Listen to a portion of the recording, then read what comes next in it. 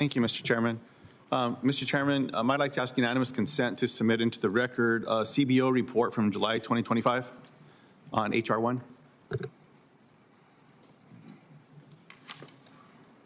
Unanimous consent to submit that report. Appreciate that. Mr. Kennedy, that report found that there was a $990 billion cut to Medicaid, CBO report. That's not my question. How can there be a cut? Well, Mr.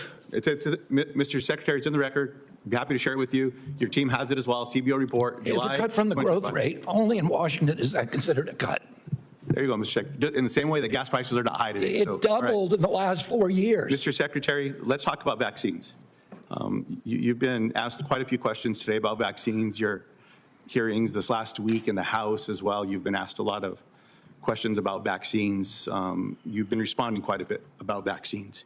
I went back to look at statements you've made, I don't know, over the last 10 years or so on vaccines as well. I appreciate that you say today that you support people getting vaccine. Is that accurate? Yes. I was reminded, though, that July 6, 2023, Samoa 2019, August 2018, February 23rd, 2021, and the dates go on, and I have a list of them, where there was a lot of misinformation predating Tell me this. a piece of information that I ever promoted about vaccines. Tell me one piece of information.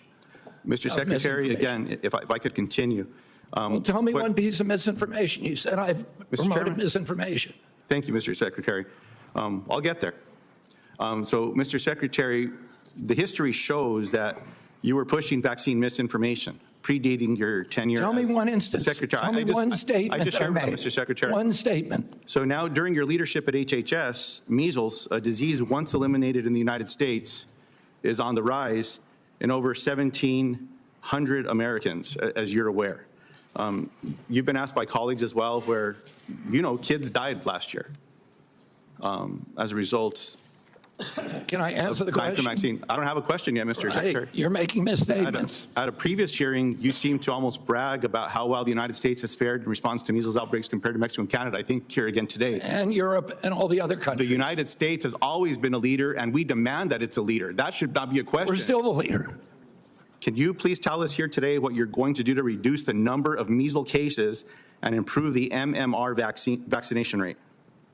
Improve the MMR. We promote the MMR. We advise every child to get the MMR.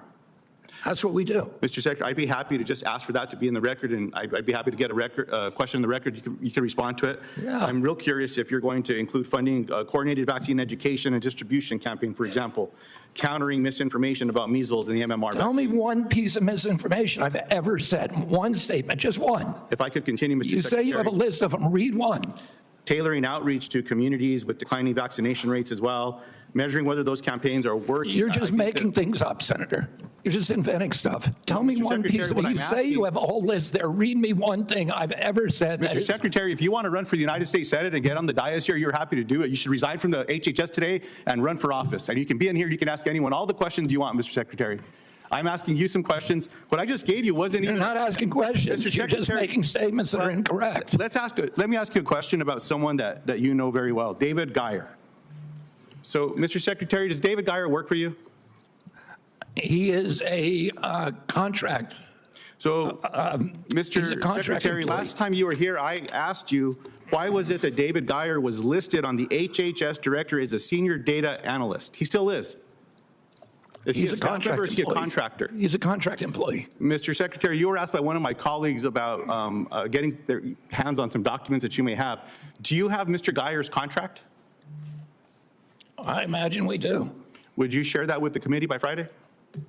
I don't think there's any legal problem with it. It's not a legal problem. It's subject to Information and Public Records Act, which we could go about. Well, then, yeah, I'm happy to. I appreciate that. And including in the contract, would you share, can we expect you to share with the committee by Friday the scope of David Geyer's contract?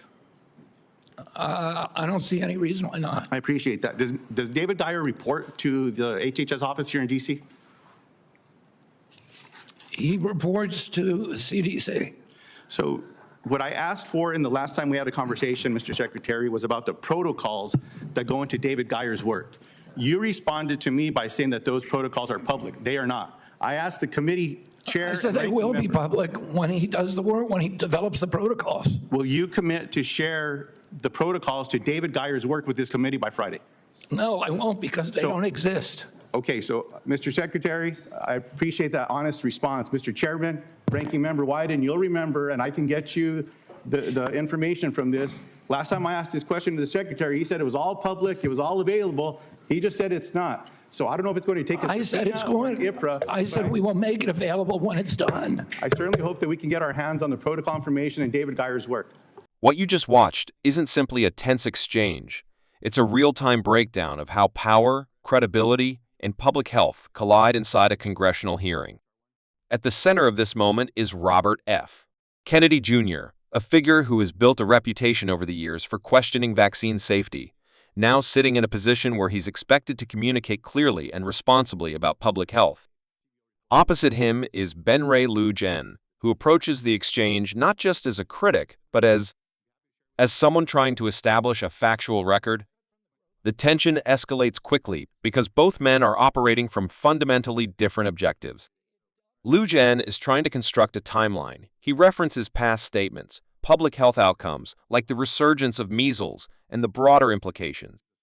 They are people who understand the system from the inside. When individuals like that describe someone as reckless with power or driven more by control than justice, that raises a deeper question: is this about isolated incidents, or is there a consistent pattern?